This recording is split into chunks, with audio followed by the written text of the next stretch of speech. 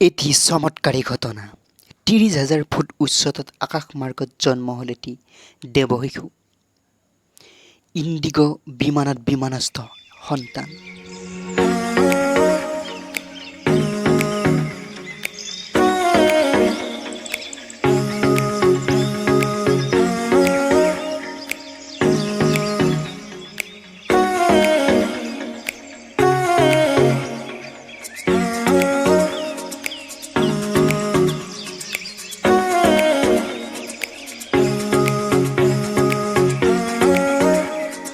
যোৱা বুধবাৰে ৭ অক্টোবৰ দিল্লীৰ পৰা বাংগালোৰলৈ ইণ্ডিগো এয়াৰলাইন্সৰ এখন 6E122B নম্বৰৰ বিমানে যাত্ৰা কৰিছিল আৰু সেই বিমানখনত আছিল এগৰাকী গৰ্ভৱতী মহিলা।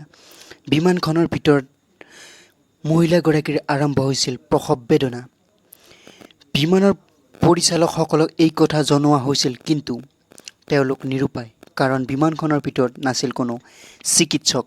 এনেকৈ কিছু সময় পিছত মহিলাগৰাকীয়ে জন্ম দিলে এটি সুস্থ সন্তান আৰু বিমানত জন্ম হোৱা শিশুটিয়ে লাভ কৰিলে আজীৱন বিমানত যাত্ৰা কৰাৰ বিনামূলীয়া সুবিধা।